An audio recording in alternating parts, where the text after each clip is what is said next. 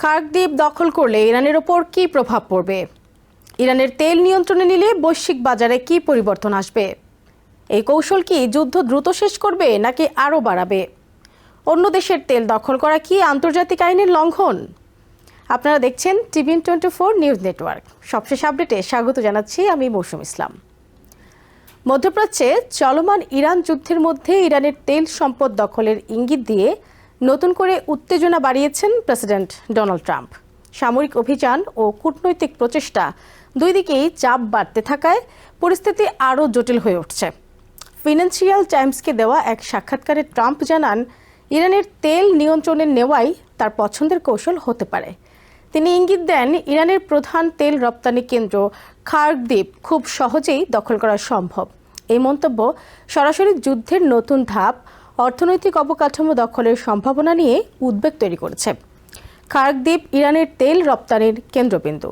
দেশটির মোট তেল রপ্তানির বড় অংশই এই দ্বীপের টার্মিনালের মাধ্যমে আন্তর্জাতিক বাজারে যায়। ফলে এই দ্বীপ দখল করা হলে ইরানের অর্থনীতিতে তাৎক্ষণিক বড় ধাক্কা লাগবে। একই সঙ্গে এটি বৈশ্বিক তেল সরবরাহেও বড় ধরনের প্রভাব ফেলতে পারে।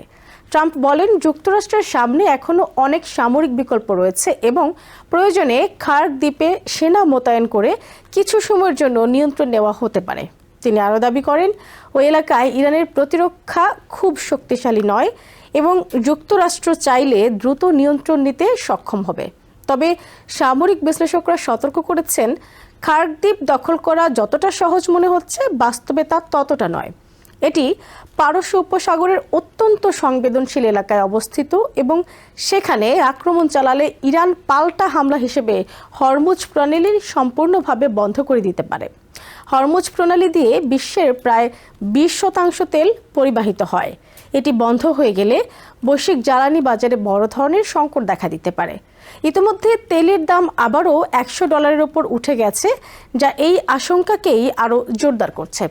এই পরিস্থিতিতে যুক্তরাষ্ট্রের সামরিক উপস্থিতিও দ্রুত বাড়ছে। অঞ্চলে হাজার হাজার অতিরিক্ত সেনা মোতায়েন করা হয়েছে, যার মধ্যে মেরিন বাহিনী ও এয়ারবর্ন ইউনিট রয়েছে। বিশ্লেষকদের মতে, এই বাহিনী শুধু প্রতিরক্ষার জন্য নয়, বরং সম্ভাব্য স্থল বা বিশেষ অভিযান চালানোর প্রস্তুতির অংশও হতে পারে। অন্যদিকে ট্রাম্প প্রশাসন একদিকে সামরিক চাপ বাড়ালেও অন্যদিকে কূটনৈতিক পথও খোলা রাখার চেষ্টা করছে। পাকিস্তানের মধ্যস্থতায় আমেরিকা ও ইরানের মধ্যে পরোক্ষ আলোচনা চলছে বলে জানা গেছে। ইসলামাবাদের সম্ভাব্য বৈঠকের প্রস্তুতির কথাও উঠে এসেছে, যদিও এখনও কোনো পক্ষ আনুষ্ঠানিকভাবে অংশগ্রহণ নিশ্চিত করেনি। ট্রাম্প দাবি করেন, এখনও কয়েক হাজার সামরিক লক্ষ্যবস্তু বাকি থাকলেও দ্রুত একটি সমঝোতা সম্ভব হতে পারে। তবে বাস্তবে পরিস্থিতি এতটা সহজ নয়। ইরান, আমেরিকা এবং ইসরায়েল তিন পক্ষই তাদের অবস্থানে কঠোর থাকায় আলোচনার সম্ভাবনা অনিশ্চিত হয়ে রয়েছে। এদিকে ইরানও স্পষ্ট করে জানিয়েছে, তারা যে কোনো স্থল আক্রমণের জবাব দিতে প্রস্তুত।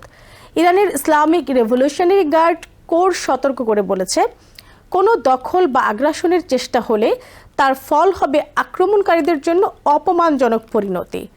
আঞ্চলিক পরিস্থিতিও দ্রুত জটিল হয়ে উঠছে। ইয়েমেনের হুথি বিদ্রোহীরা ইতোমধ্যে ইসরায়েলের ওপর হামলা শুরু করেছে এবং লেবাননে হিজবুল্লাহর সঙ্গে উত্তেজনা বাড়ছে। এতে করে এই সংঘাত পুরো মধ্যপ্রাচ্যে ছড়িয়ে পড়ার ঝুঁকি তৈরি হয়েছে। বিশ্লেষকদের মতে, এই যুদ্ধ এখন শুধু সামরিক সংঘর্ষ নয়, এটি জ্বালানি, অর্থনীতি এবং ভূ রাজনীতির একটি বড় লড়াইয়ে পরিণত হয়েছে। খার্ক দ্বীপের মতো গুরুত্বপূর্ণ স্থানে হামলা হলে তা শুধু ইরান নয়, বরং পুরো বিশ্বের ওপর প্রভাব ফেলবে। সব মিলিয়ে ইরানের তেল দখলের সম্ভাবনা নিয়ে ট্রাম্পের মন্তব্য নতুন করে উত্তেজনা বাড়িয়েছে এবং ইঙ্গিত দিচ্ছে এই যুদ্ধ আরও দীর্ঘ, জটিল এবং বিস্তৃত হতে পারে। নিউ ইয়র্ক থেকে সম্প্রচারিত টিভিএন 24 টেলিভিশন, বিশ্বজুড়ে বাঙালির কণ্ঠস্বর।